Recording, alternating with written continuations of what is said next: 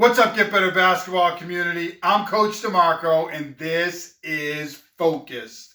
In today's episode, I'm going to give you a breakdown of one of my favorite drills that I use to teach the run and jump press.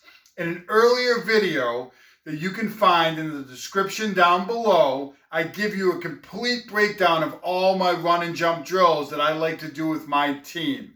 This one is called Elastic 2v1, and I'm going to take you through the details of this drill and how we used it to help teach our players the basic principles of a run and jump press. I know you're going to love it, but before I jump into it, make sure you hit that like button down below, turn on your notifications, and subscribe to my YouTube channel for more great video breakdowns each and every week. Now, let's focus in on Elastic 2v1. We call this drill Elastic 2 vs 1 because this defender and this defender are going to be connected at the hips as though there's an elastic around them. Once the ball comes into this player, which I'll get into momentarily, they're going to try to trap this player and not let him split their double team and eventually hopefully force him into picking up his dribble or her dribble on the sideline. What you'll notice is I drew a line from the lane line over here, and I put some lines across. When we run our basic 1 vs 1 defense, full court drill, we actually play from lane line to sideline. And we have our defender 1 vs 1. Here's our defender, and we'll say the offensive player is over here. The offensive player is going to dribble, and the defender is going to try to turn them and make them come back this way.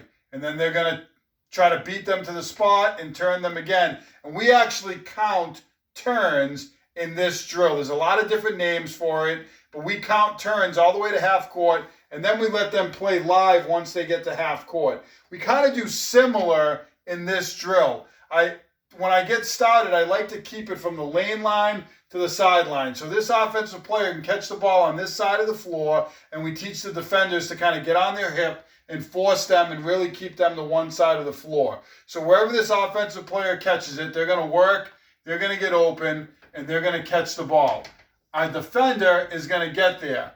Our other defender is going to work back above the ball, about 1/3 between where their man is and the basketball. So let's say, for example, and I have a coach who takes it out in this drill, but let's say that their coach is over here, then they're going to work back and they're going to get right about in this area. And that's a really important key for the run and jump. I'm not going to get into it today, but obviously this player could clear down the floor, and there's a lot of things that we do to adjust when they do try to clear out. But for the sake of this drill, I usually just have the coach step back in bounds, and then their job is done. And now it's going to be 1, 2 vs 1. And the idea is when this player tries to dribble here, this defender's stunting at the ball.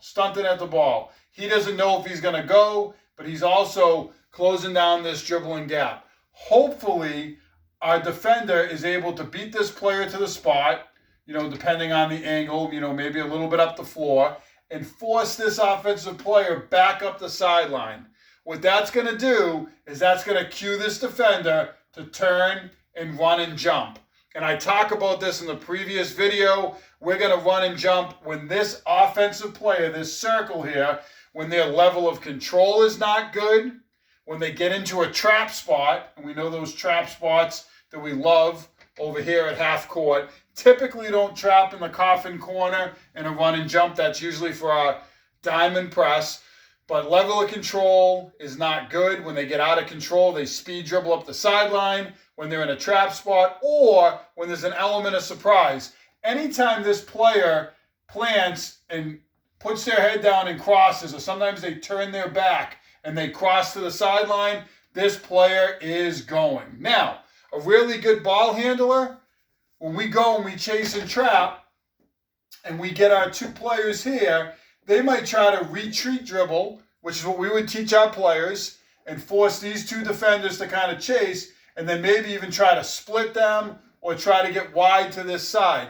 That's where it's important that these defenders are going to, depending on where this ball handle is, so let's say he's right here and we're closing in on him, they're going to get elastic at the hips and they're not going to let him split.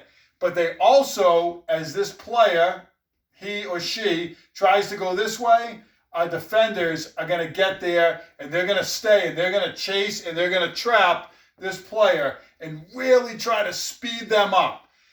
And this drill will go until either they get a steal or this player picks up the ball.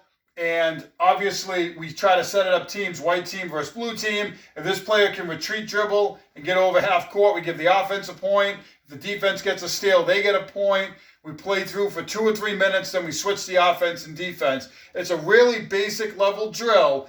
But for these two defenders that are learning to trap in the run and jump drill or run and jump press, they have to work in unison and they have to be elastic at the hips, not get split, but also smother this player, hopefully force them to the sideline somewhere over here, get a trap, and force them to make a bad pass so we can get in the passing lane and make a steal. This is a staple. If you're going to be great at the run and jump press, you're going to need to do this elastic 2 versus 1. This is a basic drill that I would do with my team throughout the season to revisit the concept of these two players that are working in unison, elastic at the hips, and they're smothering this offensive player working to get a trap. This is a drill that you should do with your team early in the season to teach your defenders, first of all, when they have an opportunity to chase and trap, when the level of control is not good from that offensive player, when that offensive player is in a trap spot, or when there's an element of surprise. A lot of times players will turn and they'll spin and turn their back and go to the sideline, and we will turn, run, sprint, and trap. Really good ball handlers, they might retreat a couple dribbles and try to split that double team as we would teach our players to do. So those two defenders have to do a great job smothering the ball and staying together as a cohesive team.